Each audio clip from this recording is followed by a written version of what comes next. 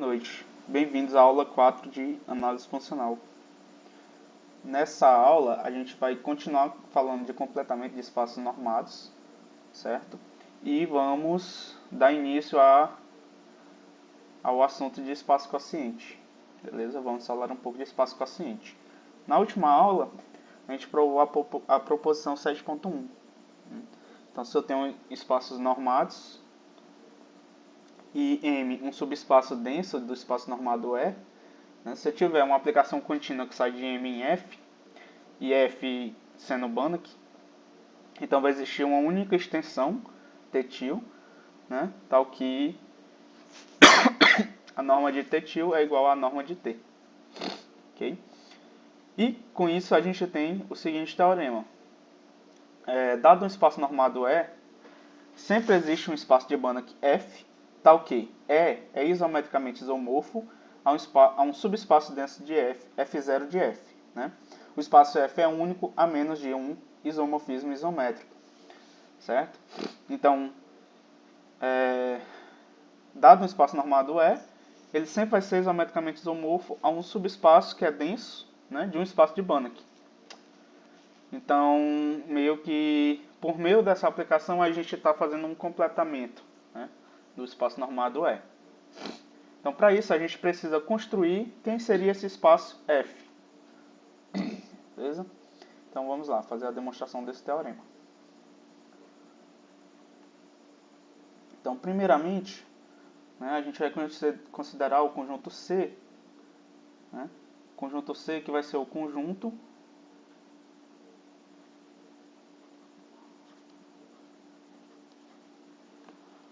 das sequências de Cauchy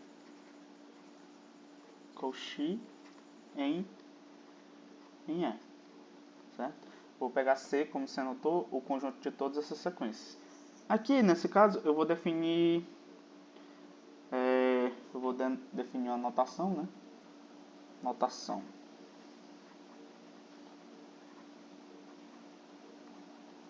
Eu vou chamar as sequências de E assim, dessa forma, né? X vai ser xão, né? Vai ser uma sequência. Vou colocar um xzinho diferente aqui só para diferenciar. Então, xão vai ser uma sequência em E. Ok?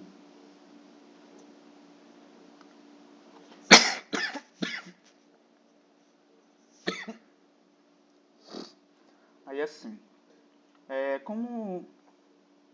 como é que eu estou em E e é um espaço normado, né? Eu tenho essa desigualdade aqui, eu sempre tenho essa desigualdade, né? Xm menos xn, né? O módulo disso aqui, que são números reais, né? É sempre menor ou igual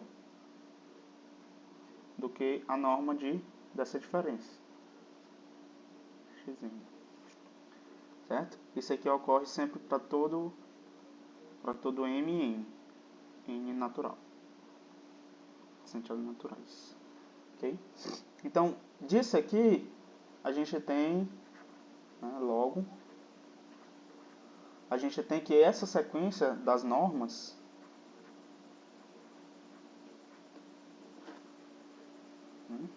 essa sequência é de Cauchy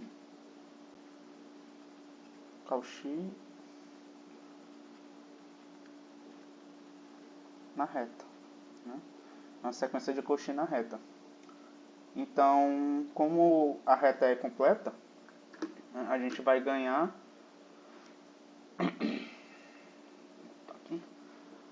logo, né, sempre vai existir o limite daquela sequência. Então, como sempre vai existir o limite daquela sequência, a gente pode definir uma norma em C. Na verdade, vamos definir uma seminorma, né? Eu vou definir a norma de xão, né? A norma dessa sequência, como sendo o limite dessa sequência aqui. O limite da sequência, né? Da norma das sequências. Da sequência em norma, aliás. Então, eu vou definir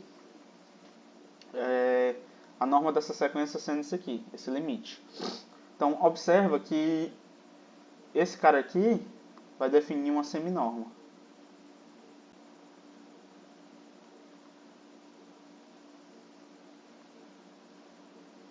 Certo? Então, vai definir uma seminorma. Por quê? Isso aqui é sempre maior ou igual a zero. Estou pegando o limite de números positivos. Vai ser zero se o limite vai para zero. Então, não necessariamente a minha sequência é a sequência nula, que aqui eu estou pegando em espaço de sequências, né? O zero no espaço de sequência é a sequência nula.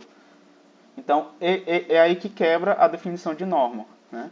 A multiplicação por escalar sai de boa, né? Porque aqui é propriedade de norma e limite. Beleza? A norma é uma função contínua. Então, vai sair e quebra na desigualdade triangular, né? É bem fácil ver. Então, o único lugar que ela falha é nessa questão do zero.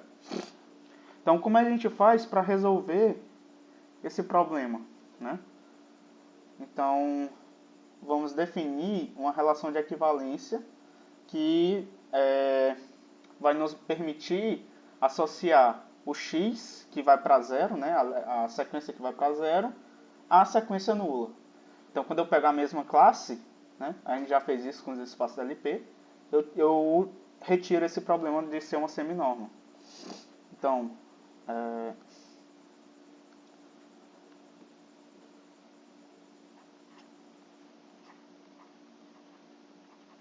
defina a relação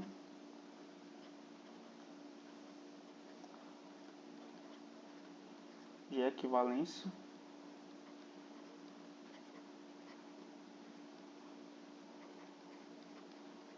em C.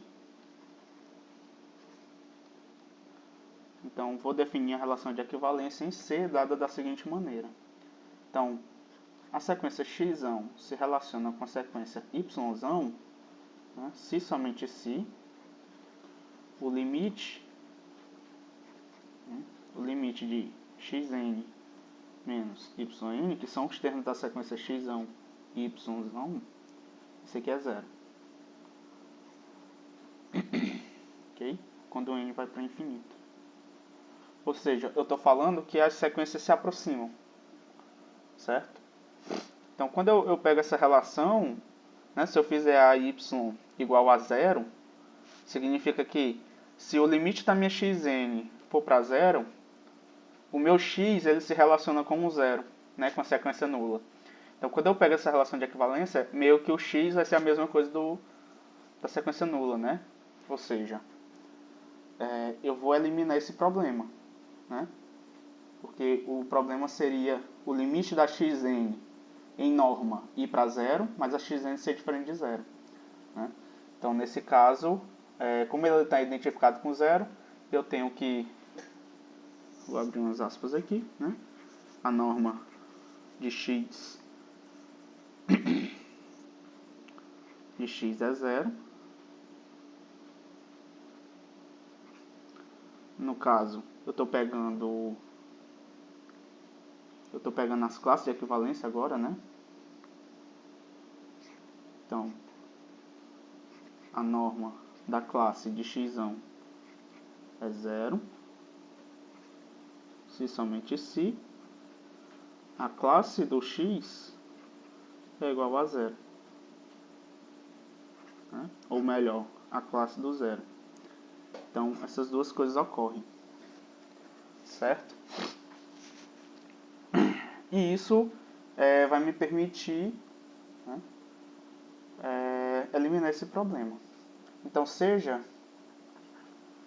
agora eu vou definir o meu f, né? Seja f o conjunto de todas as classes, né?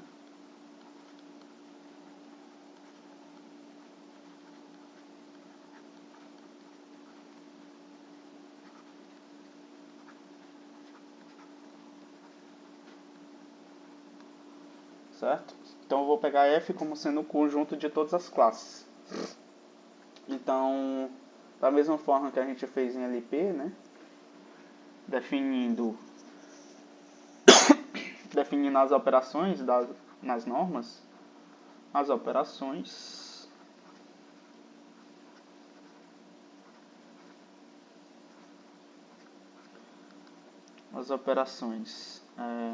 norma de x, classe de x mais classe de y, sendo igual a classe de x mais y e, né, lambda, com lambda real, multiplica na classe de x igual a classe de lambda x, né? Essas operações tornam F um espaço vetorial.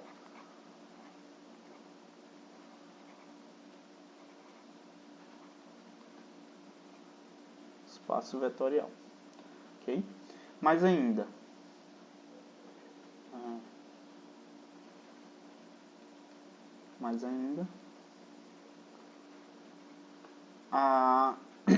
tomando a norma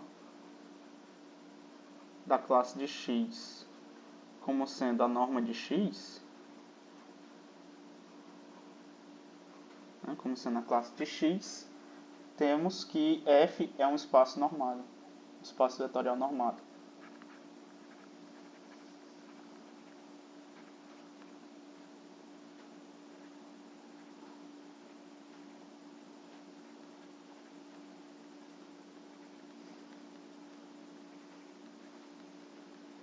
Beleza? Então, definindo dessa forma, a nossa seminorma se transforma em uma norma nesse espaço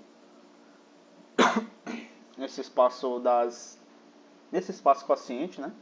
Então se torna uma norma e com isso a gente tem que é um espaço normado.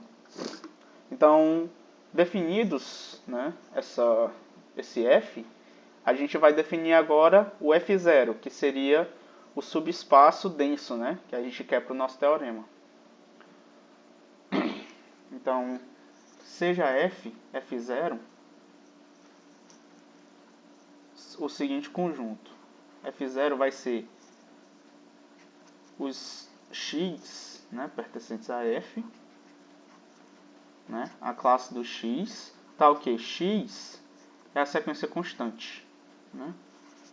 X, vou botar esse x menorzinho para diferenciar. X é igual a x, né? Onde x pertence a E.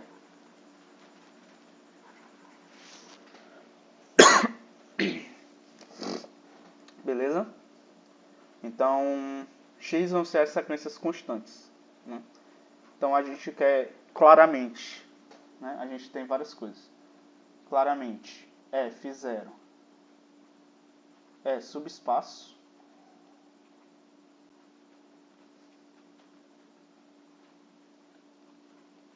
F0 é subespaço de F, ok?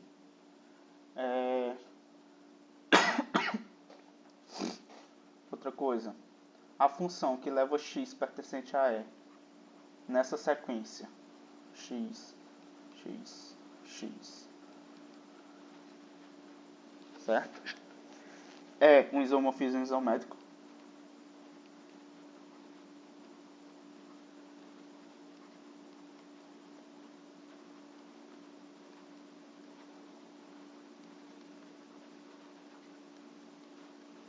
Beleza? Ó, claramente é uma função contínua, certo? É injetiva, é sobrejetiva, né? No F0 ela é sobrejetiva.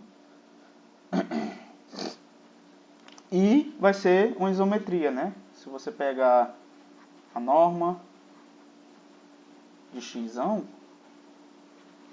isso aqui é o limite da norma x, né? Aqui em C, aliás, aqui em F, né? E aqui em E, né? Só que aqui é o limite da função constante, quando n vai para infinito, né? A função constante, aí dá o próprio norma de x. Então isomorfismo isométrico. Beleza?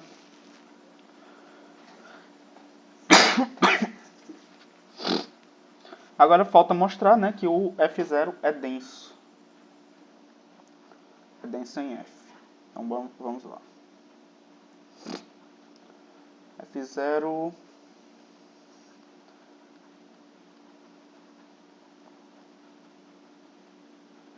em F. Então, para mostrar isso, acho que eu vou colocar logo em outra página.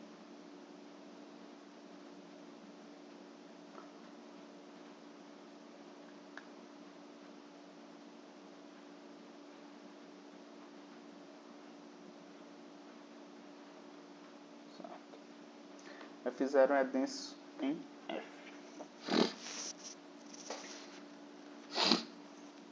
Então,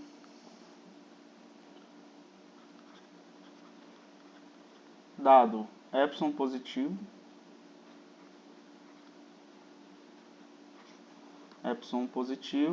e um x, né, pertencente a F. Queremos mostrar que existe um cara de F0, né, que está a distância epsilon, desse meu x. Então, observa, se o x está em F aqui, significa que o x igual a xn, né, a sequência xn, é de Cauchy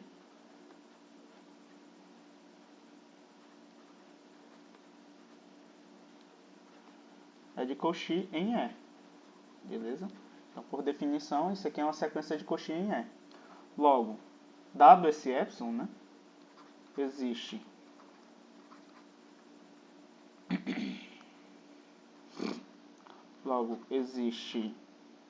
N0 pertencente ao natural, às naturais, tá ok.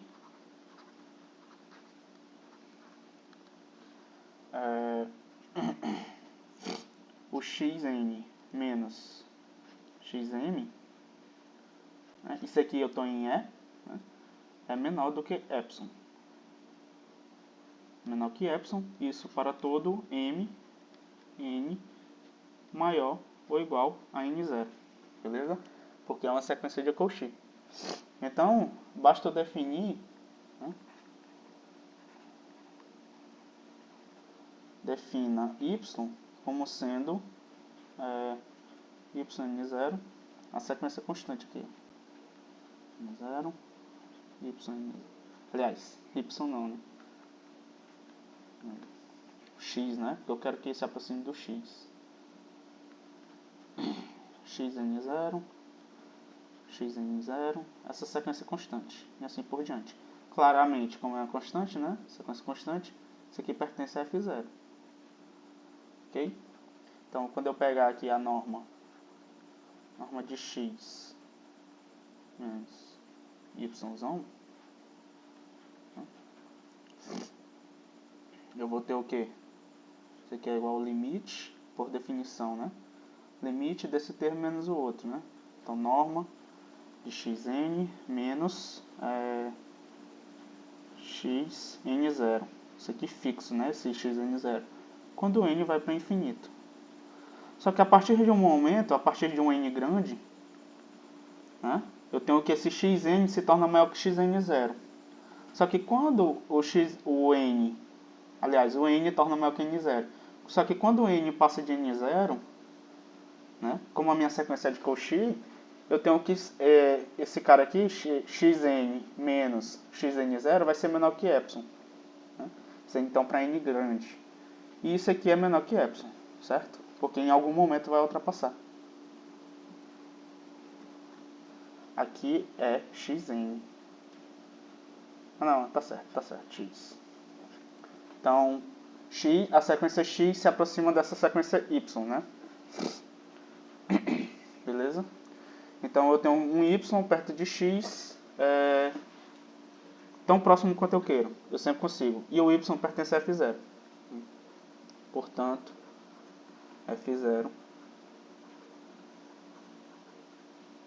é denso em F.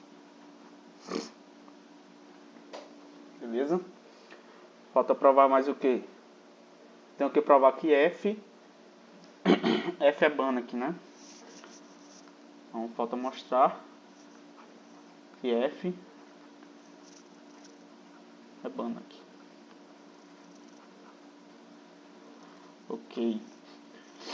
Então para isso a gente vai usar a densidade de F0, né? Então seja xn, né?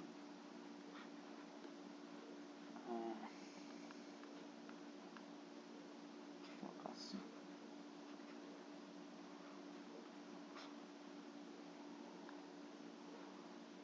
Xn sequência de Cauchy em F.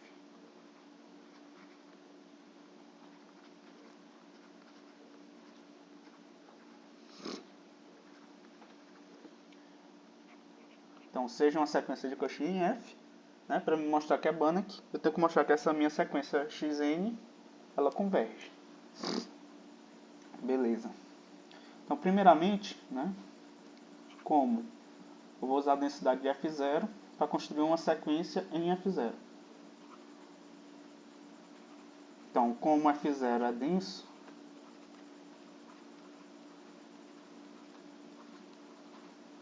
né, como F0 é denso em F, então, para cada n natural, temos que existe um xyn,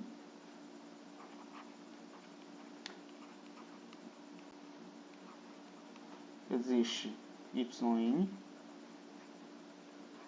né, em termo yn, tal que,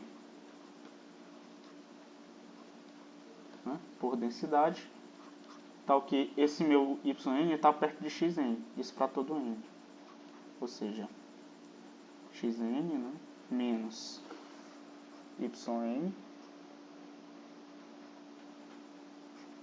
isso aqui é menor do que 1 sobre n, certo? Isso aqui para todo n pertencente às naturais. Então isso aqui ocorre pela densidade de F0. Né? Podemos denotar o yn como sendo essa sequência aqui, né? É uma sequência constante. É um yn em F0, então yn, yn e assim por diante. Ok? Só para facilitar nas contas. Certo. Então, para cada yzinho pequeno, né? Para cada yzinho n, eu tenho aqui que ym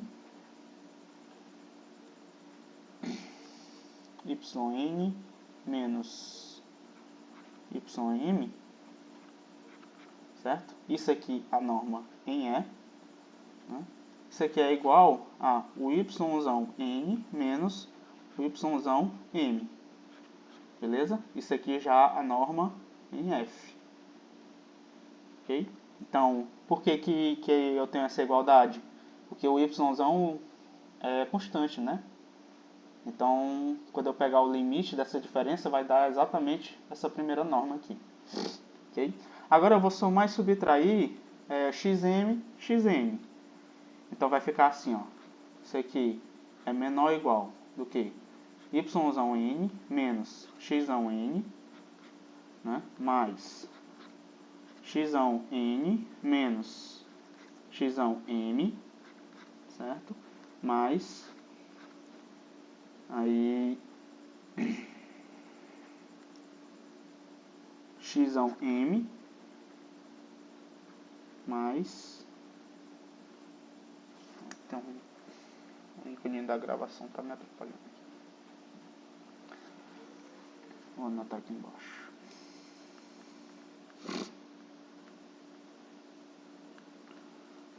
Isso aqui mais xão m menos yM. Beleza? Esse primeiro termo, por definição, né, do jeito que a gente definiu, o yn, isso aqui é menor do que 1 sobre n.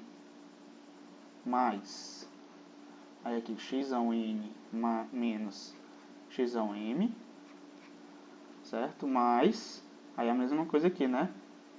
1 é menor ou igual do que 1 sobre m, nesse caso. Então, ó, a gente tem o que? Quando o m e o n vão para infinito, isso aqui vai para zero. Isso aqui também, porque é uma sequência de Cauchy. Isso aqui também. Beleza? Logo, né, eu tenho que... isso aqui implica que o meu yn, né, é uma sequência de Cauchy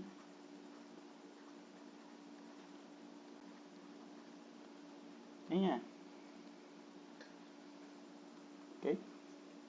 Então, se eu pegar y igual a essa sequência, yn, beleza? Eu tenho que essa sequência pertence a C. Né? Pertence a C. Aí eu pegando a classe dela, a classe de y, né, eu vou ter que a classe de y pertence a f. Então agora basta provar que a minha sequência xn, a classe da xn, converge para a classe de y. Né? Vou ver outra página aqui. Logo, né, a gente tem o quê? Norma de xn menos norma de y. Ok? Isso aqui é menor ou igual. Aí eu vou somar e subtrair yn. Né? Eu vou parar de escrever essa só para economizar a notação. Yn xn menos yn mais, né, yn menos y. Ok? Isso aqui, essa primeira parte é menor ou igual que 1 sobre n, né, como a gente já viu, mais o limite, né, lembrando, a y, né, é essa sequência aqui, ó, y é igual a y1, y2, y3 e assim por diante. A yn, né, ela é igual a yn, yn, né, yn e assim por diante, é uma sequência constante. Beleza? Esse meu y não está em F0, ele está em C. Certo? Então isso aqui vai se tornar o quê? Esse limite, né? Vai se tornar o limite, né, da yn menos a ym. Ok? Esse yn é dessa yn, que é uma sequência constante, então vai ser sempre o termo yn.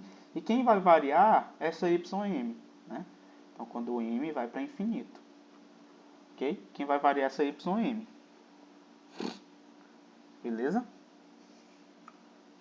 Então, quando eu faço... quando eu pego um n suficientemente grande, beleza? Eu tenho que esse termo aqui é bem pequeno. Então, existe um n grande, tal que isso aqui é menor que epsilon. Menor que um epsilon, certo?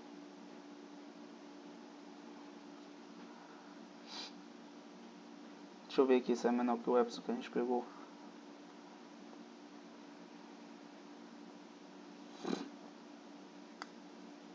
Ah não, o epsilon a gente tinha pego da outra, né? Certo, eu consigo um n grande, tal que isso aqui é menor que epsilon, certo? Então existe esse n. É só... tá na conta aqui, tá feito, né? Foi construído para ser assim. Beleza? Então, eu tenho um caminho xn converge para esse y. Né? Portanto, F é Banach.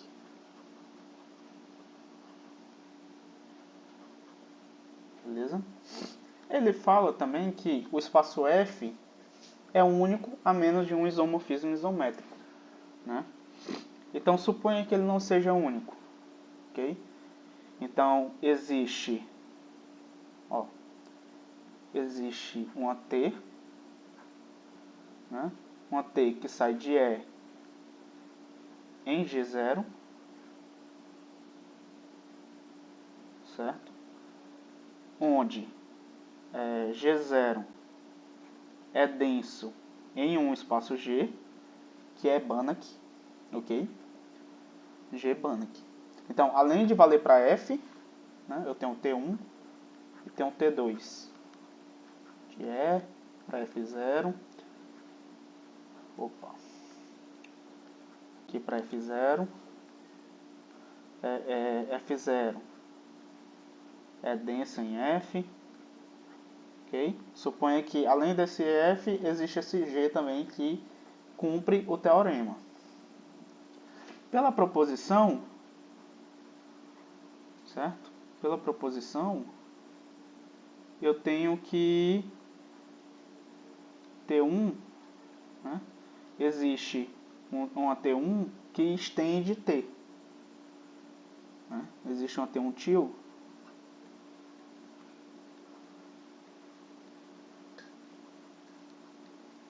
que estende T1. Né? Existe, pela minha proposição, né? Existe uma T2 til que estende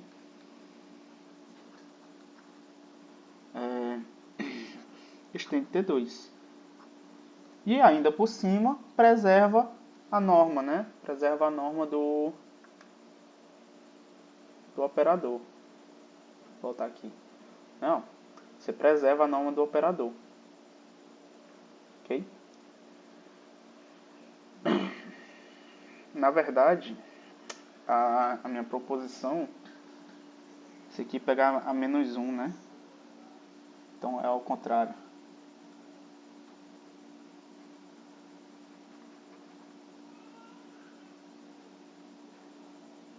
Deixa depois vocês ficam como exercício aí, vocês e onde é que está errado aqui.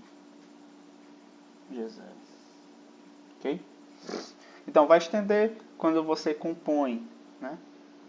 Você vai e volta de E, de G0 para F0, pela densidade mostra que é único, né? Porque pela proposição esse meu T etil é único também, beleza? Então esse espaço F vai ser vai ter um isomorfismo isométrico, né? O T1 a menos 1 composto com T2, ou o contrário, vai ser um isomorfismo isométrico com G, né? Então ele é único a menos de um isomorfismo isométrico, beleza? E assim está provado o teorema, né? Então eu mostrei que existe um isomorfismo isométrico de E para um espaço F0, que é denso em F, né? Construiu o F0, construiu o F, ok? Beleza. Agora a gente vai falar de espaço quociente. Certo? A gente já havia falado um pouco de espaço quociente quando a gente falou de espaços LP, né? É um espaço quociente. Só que agora a gente vai definir de uma maneira mais geral o que seria esse espaço quociente. Então,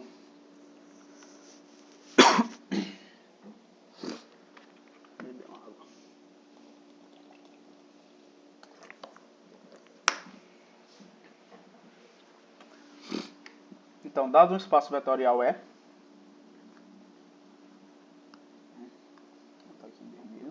um espaço vetorial E, e M um subespaço de E. Diremos que x e y são equivalentes módulo M, e escrevemos x igual a y mod M, né, se x menos y pertence a M. Então essa aqui é a definição, né? É uma definição importante. Então, isso aí definido dessa maneira é uma relação de equivalência em E. E a gente vai denotar por E barra M o conjunto das classes de equivalência módulo M, né? O conjunto de todas as classes, certo? É o quociente. Então, para cada x em E, a gente vai denotar por esse símbolo, né, a classe de equivalência que contém um x, ou seja, a classe de todos os termos em E é um conjunto, né? É o conjunto de todos os termos em E, os pontos em E que se relacionam com x, né? Obviamente, por ser uma relação de equivalência, o x se relaciona com o próprio x, ok?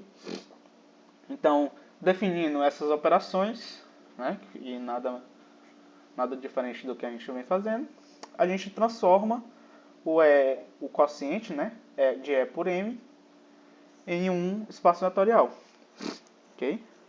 E temos a aplicação quociente também, né? A aplicação quociente, por meio dessas definições, é linear. É uma aplicação linear, né? Quebra na soma. A gente vai chamar esse espaço de espaço quociente de E módulo M. Beleza. Alguns exemplos, né, que a gente já tem feito.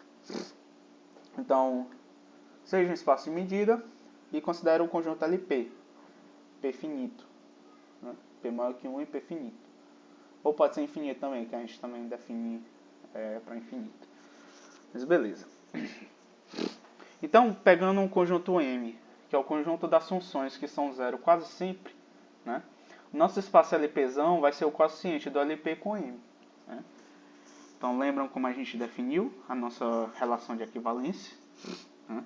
A gente definiu assim: F se relaciona com G se somente se, né, F de x é igual a G de x para quase todo ponto, né? QTP. Quase todo ponto x pertencente a x. Ok? Mas dizer que f de x é igual a g de x é a mesma coisa que dizer que f de x menos a g de x, né, é igual a zero QTP. Quase todo ponto. Beleza? Então, f de x menos g de x é igual a zero quase todo ponto. Esse meu espaço aqui, M, é as funções que são igual a zero quase sempre, né? Em quase todo ponto ela é igual a zero. Beleza? Observa. Observa aqui na definição, ó. X menos y pertence a M, né? X menos g, f de x menos g de x é igual a zero quase todo ponto. Então, essa função f menos g é igual a zero quase sempre, né? Então, f menos g pertence a M. Beleza? Então, aquela relação de equivalência que a gente fez é exatamente esse espaço quociente aqui, né? O LP quocientado com M. Beleza? E a que a gente fez na demonstração passada, né? Eu pego C, o espaço da secante de Cauchy, e M, as que convergem a zero, né? Então, pela aquela relação de equivalência que eu acabei de definir na demonstração passada, eu tenho que C quociente em M coincide com o espaço F, né? Então, F é um espaço quociente. Beleza?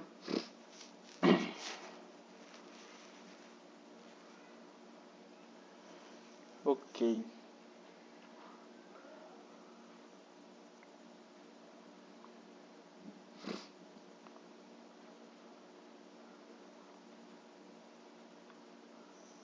Deixa eu ver. Vou anotar aqui mesmo. Vou tentar fazer um desenho aqui do que seria esse espaço quociente, assim, né, digamos. Se eu pegar um espaço de dimensão finita, ele fica bonito. Ele fica bem bonito de ver. Então, ó, meu espaço M, né? Suponha que o meu espaço E essa tela toda, né? Está em 3D, digamos. Então aqui é o zero, né? Esse meu espaço M intersecta o zero, porque é um subespaço vetorial. se eu pegar pontos x, né, x pertencentes a E, né, esse meu ponto x é esse vetor aqui, ó, vetor x. Né? Então, quem vai ser os elementos da classe de x? Então, lembrem, y pertence à classe de x, né? Se somente se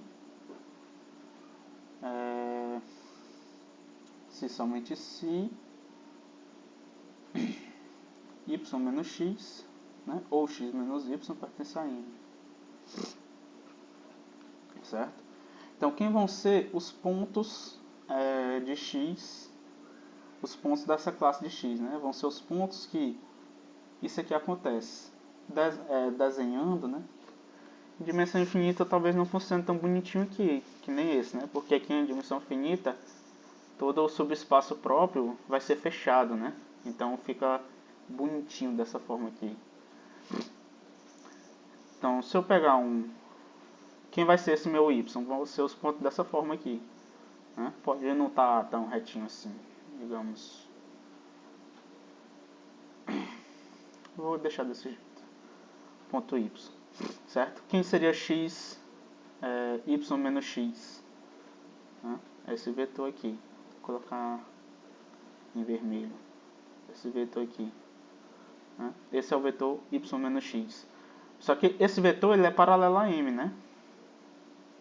Ele tem que ser paralelo a m, porque esse vetor tem que estar em m. Ou seja, é esse vetor aqui embaixo, ó, na verdade, né? Y menos x. Beleza? Então, por esse desenho aqui, digamos aqui no R3, né? Você tem esse plano m aqui. Né? A classe do x seria o plano m, né? Seria o plano m, que é paralelo, e o x pertence aqui, e é paralelo a esse plano m aqui embaixo. Ou seja, seria o plano m de altura x. Aliás, de altura y aqui, né? Nesse caso aqui. Y aqui perpendicular, digamos. Certo? Então, quando eu pego x, a classe de x, vão ser os elementos dessa forma, né? X mais m. Beleza? Onde isso aqui é um x mais um p, onde p pertence a m. Beleza? Vão ser os elementos dessa forma. Que é o que a gente vai trabalhar nesse próximo teorema.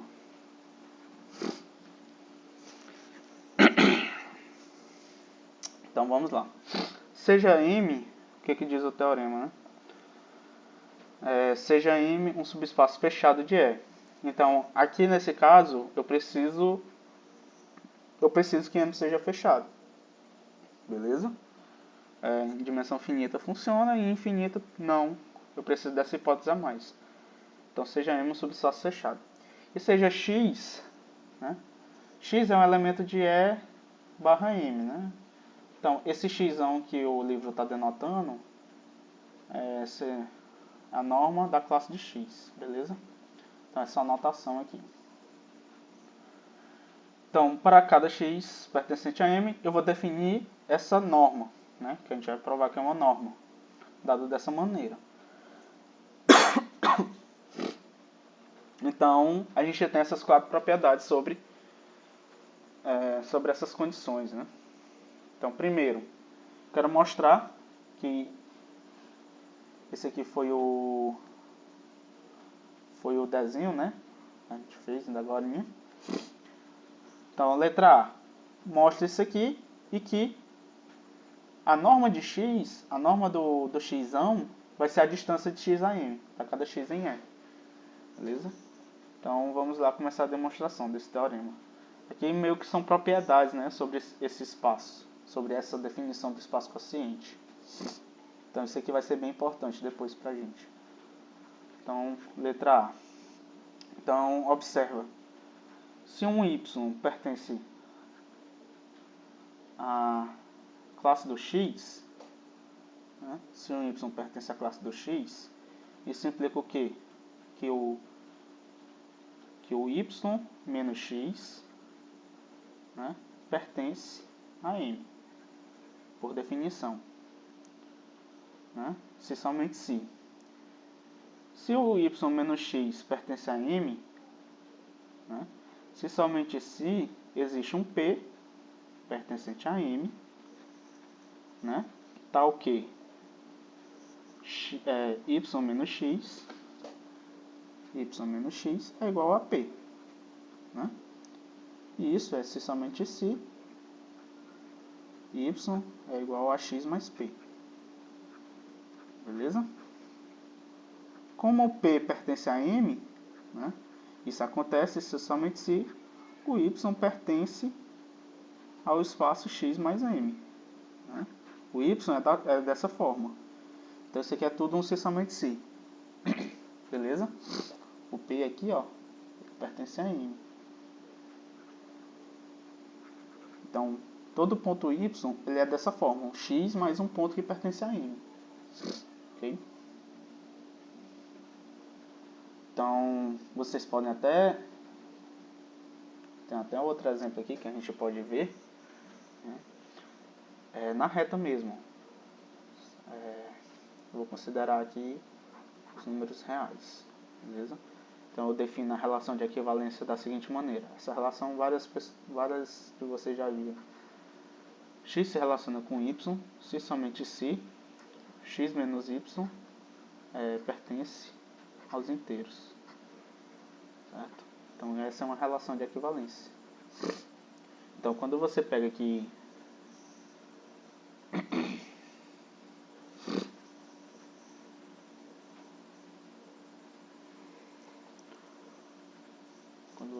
na reta, né, ó,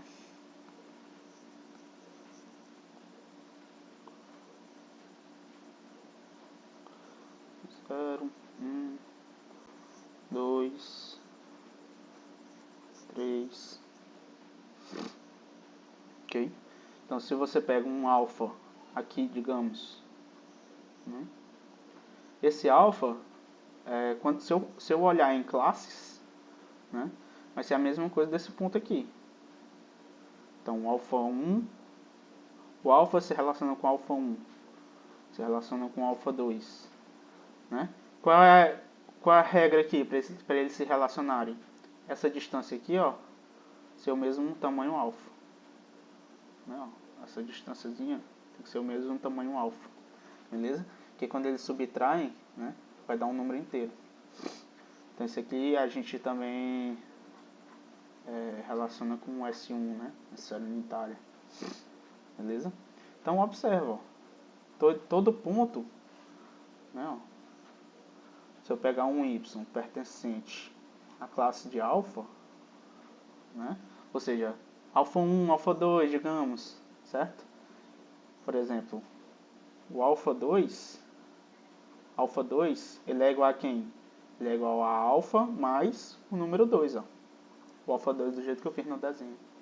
Então, se um y pertence à classe de alfa, ele tem que ser alfa mais um número inteiro. Beleza? E é isso que está acontecendo ali na relação de equivalência.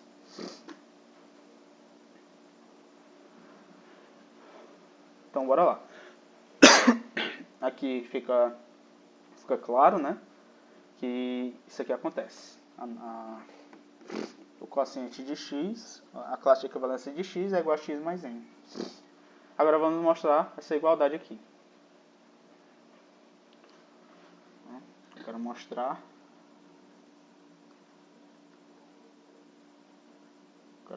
aqui.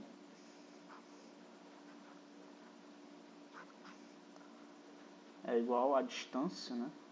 Distância de x até n. Beleza. Então, dois números, né? Dois números reais. Eu vou mostrar que um é menor que o outro e vice-versa. Por um lado, eu tenho que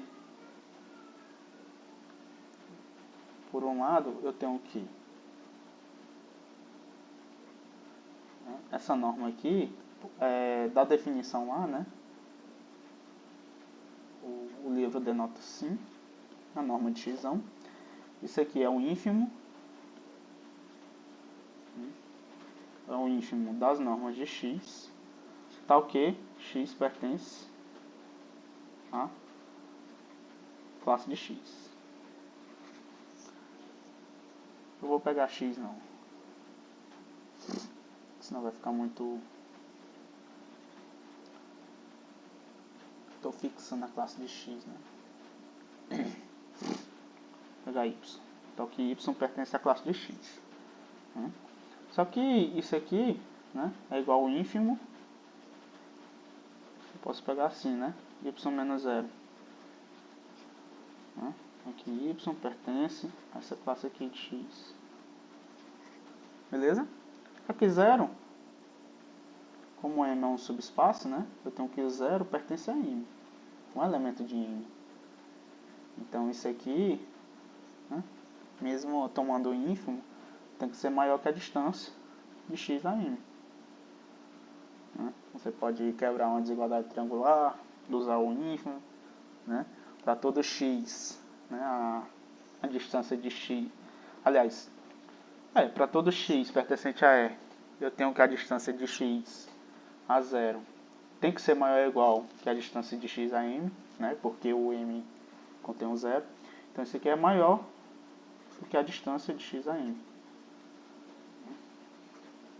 Vamos traçar o ínfimo aí depois.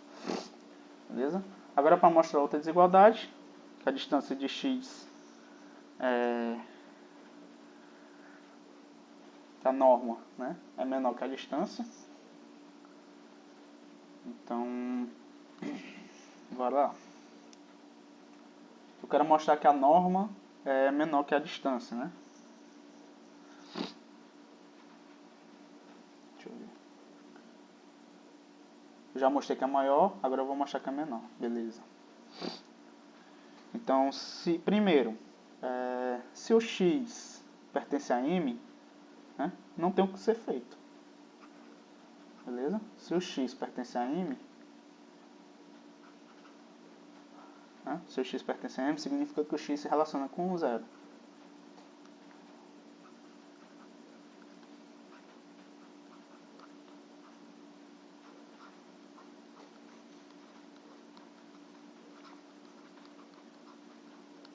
Beleza? Significa que o x se relaciona com 0. Logo, quando eu pegar a distância da classe, eu tenho que vai dar 0, ok? Que é a distância de x a m. Então não tem o que ser feito. Então, se o x não pertence a m, né? Como o m é fechado, existe y pertencente a m, né? Tal que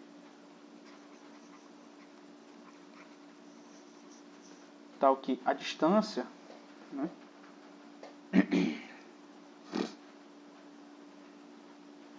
a distância é atingida, né? Tal que a distância de x a m, né, é igual à norma de x menos y.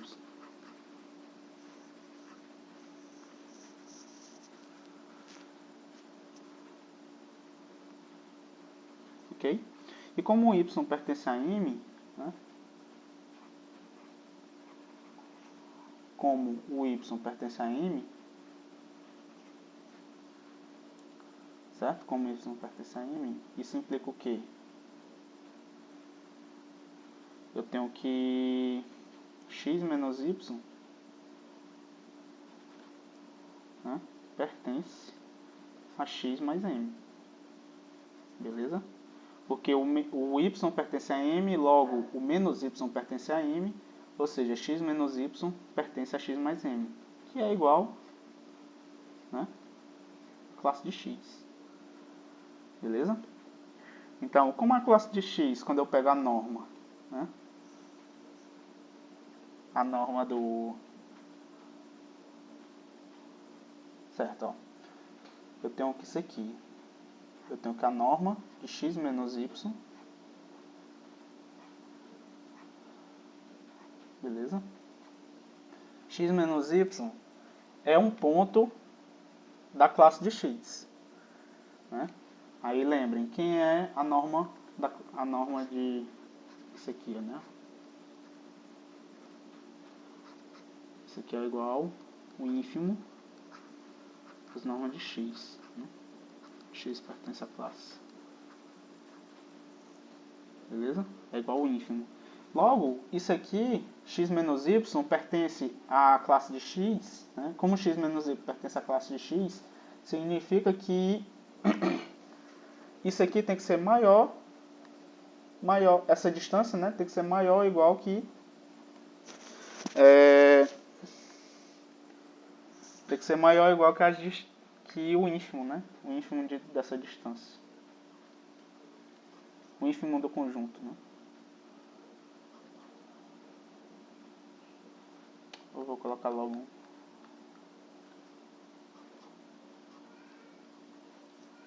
Beleza? Então, eu provei que isso aqui é igual a distância. Distância de x a m, né? Porque o y é um ponto que atinge a distância. Então, eu provei que é maior ou igual. E do outro lado, e por outro lado é menor ou igual, né? Então, eles têm que ser iguais. Beleza? Então, portanto,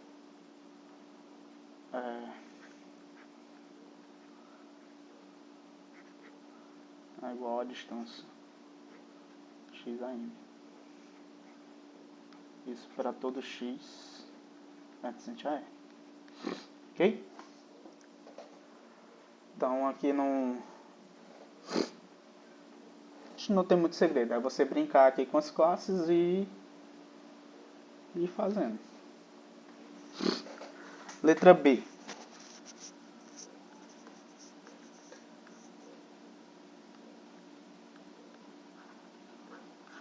A letra B pede para provar que a função que leva x na norma de x, né? Isso na classe, no caso, esse x é uma classe,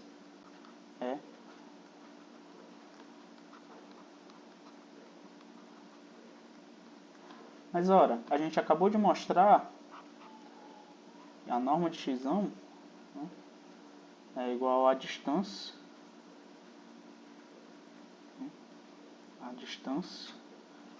de x a m, né? Onde x pertence a x, essa classe. Beleza? Então, quando você vê lá por M ser fechado, né, utilizando as técnicas de espaços métricos, né, de distância, aliás, da métrica. Utilizando essa métrica, você prova facilmente que é uma norma. Beleza? Então, todas as propriedades aí, dá pra fazer um exercíciozinho bacana. Né? Vamos deixar aqui.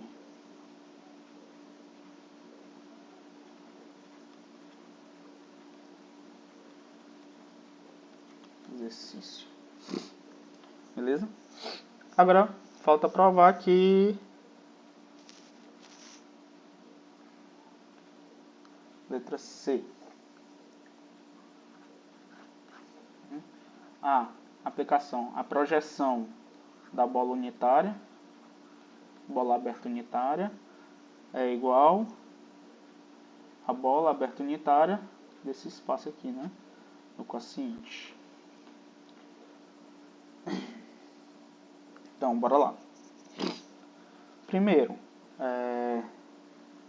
de tudo, a gente tem que ver que o π de 0 é igual a 0. É igual o nulo, né?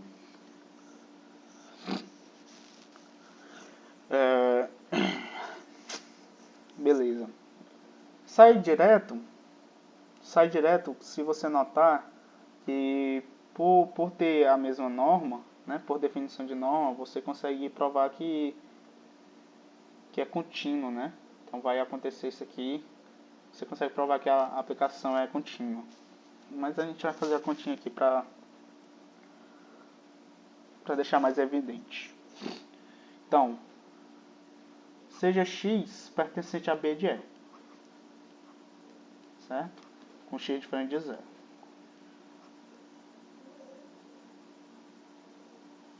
Né? Por que diferente de 0? O π de 0 é 0. Então, o 0 está na bola unitária e a classe do zero está na bola unitária aqui do espaço quociente, né? Então não tem o que fazer muito não. Então, se isso aqui acontece, né? O x pertence a B de E, né? Como a classe do x é sempre um ínfimo, né?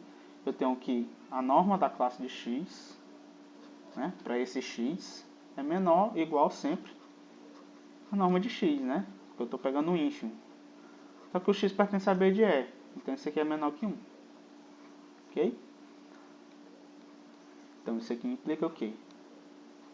Que a classe de x pertence, né? A classe de x é o π de x, beleza? A classe de x pertence à bola aberta. Aqui. Ok? Agora falta provar a outra inclusão, né? Então, vamos supor para absurdo, né? Se o B de AM não está contido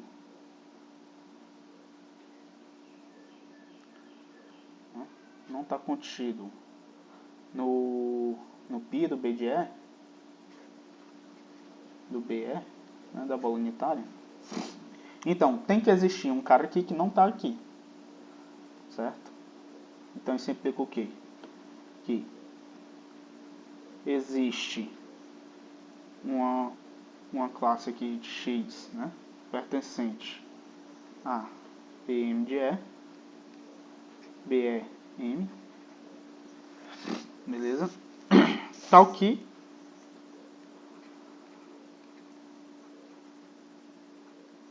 que essa classe, né, não pertence a o π do B de E. Beleza? Ou seja, existe um cara que tem norma maior que 1, né, que manda nessa classe. Não sei se deu bem para entender. Então, ó, essa classe não pertence à imagem desse cara. Então, existe, né, existe um y com norma maior ou igual a 1, beleza? Tal que o y, né, pertence à classe de x.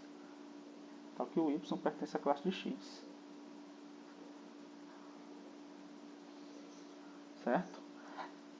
Aliás, como essa classe de x não pertence a π, certo? Eu teria que todo cara com norma maior que 1, aliás, todo cara, eu vou refazer aqui essa parte. Então, ó, como a classe de x não está ali, significa que se o y pertence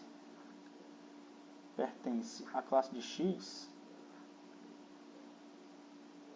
né? Ou seja, o π de y vai cair em x, né, na classe de x, ou seja, π de y é igual a x, né? Isso implica que a norma de y, né, como a classe de x não está aqui, ó, não pode estar nessa coisa, nesse conjunto, então eu tenho que isso aqui é maior ou igual a 1. Né? Tem que ser maior ou igual a 1. Isso gera um absurdo, né?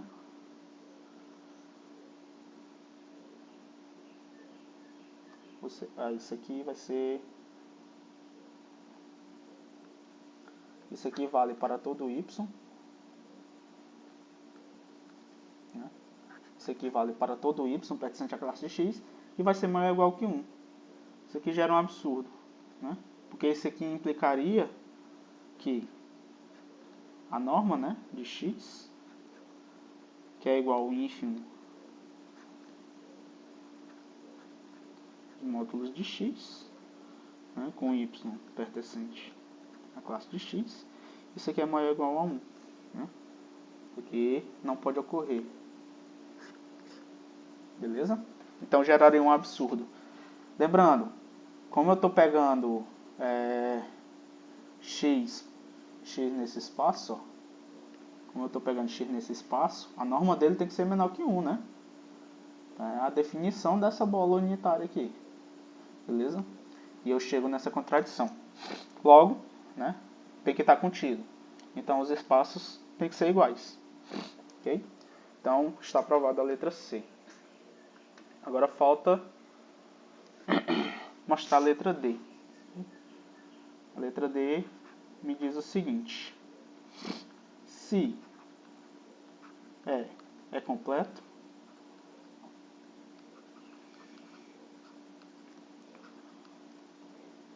né, então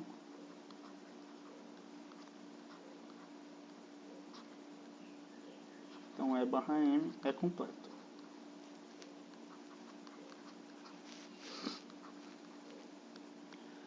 Beleza. Então, para mostrar que é completo, eu vou usar aquela proposição, né? Se eu tenho uma sequência absolutamente convergente, então ela é convergente. Então, vamos lá. Seja uma sequência, uma série x ao n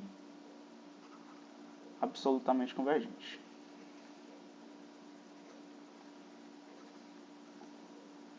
Absolutamente convergente em, né, aqui eu estou pegando as classes. Absolutamente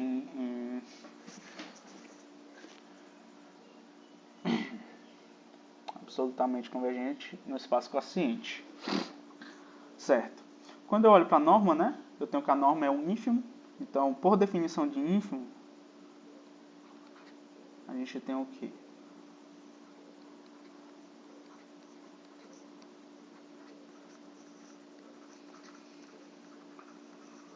Se eu aumentar um pouquinho o ínfimo, né, eu tenho um carinha que está perto do meu ínfimo, né? Então, por definição de ínfimo, para cada n natural, né, existe um xn na classe, né? Xn pertencente a xn. Eu vou diferenciar esse xn menor aqui só para não confundir. Então, xn pertencente a xn, né, uma grande, tá o quê? A norma desse meu xn, né, é menor do que a norma do xn grandão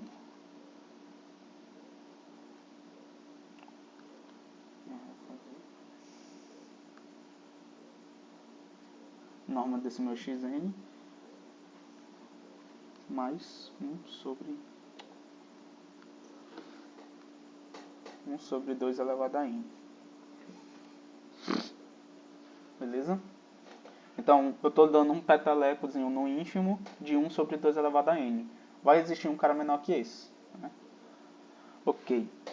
Somando, né? Somando esses termos, a gente ganha o quê? Ganha aqui a série norma de xn, né? Série infinita, somando infinitamente, porque vale para todo n, né? Isso aqui é menor ou igual que essa série aqui, xn. Isso aqui é infinito, mais 1 sobre 2 elevado a n. Beleza? Então, somando isso aqui infinitamente, a gente ganha isso aqui. Então, o que ele tem de bom? Isso aqui é uma série convergente, beleza? Como a minha série xn é uma série absolutamente convergente, né? Então, isso aqui é uma série convergente, né? É finito, e vai implicar, né, que isso aqui é uma série convergente, beleza? Então, a série xn ela é absolutamente convergente. Logo, por hipótese, né? Quais são as hipóteses? É Banach, certo? É Banach, é completo. E essa série aqui é finita, né? Em E. como é Banach, toda série absolutamente convergente é convergente, né? Essas duas condições implicam, né, que a minha série Xn é convergente em E.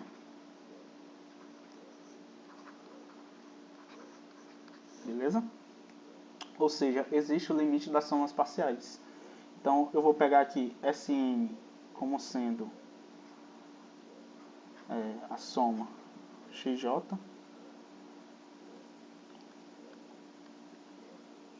o xj pequeno, certo? J variando de 1 até n. Vou pegar S como sendo o limite, né, o limite da Sn. Vou deixar aqui. Limite da Sn, quando n vai para o infinito, né? Porque o limite da Sn existe. E vou pegar um S grandão como sendo as somas parciais do x grandão, né? xj, j valendo de 1 até n. Ok? Então, obviamente, como xj, x pequeno j pertence ao x grande, né? Eu tenho que a Sn pertence ao Sn grandão, beleza? Porque vai quebrar ali as classes de equivalência vão quebrar e tal, é linear, tudo. Então essa soma quebra, fica tudo de boa. Então claramente isso aqui acontece. Isso aqui é uma classe de equivalência, né? Esse Sn é uma soma, né? É uma soma em cocientado m, beleza? Ela é uma classe, Isso aqui acontece para todo n. Né? Como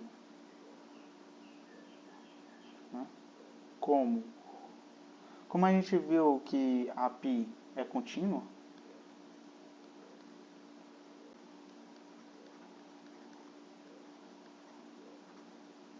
né? Como a π é contínua, então como Sn converge para S, eu tenho que o Snzão, né, tem que convergir para a imagem de S. Beleza? Ou seja, ó, o Snzão é igual à classe da Sn pequena, que converge, né, porque aqui eu estou usando a continuidade da π, que converge para a classe da S. Beleza? Da S pequena. Só que a Snzão é essa minha sequência aqui, né? Então, logo, xj, grandão, j valendo de 1 até infinito, é convergente.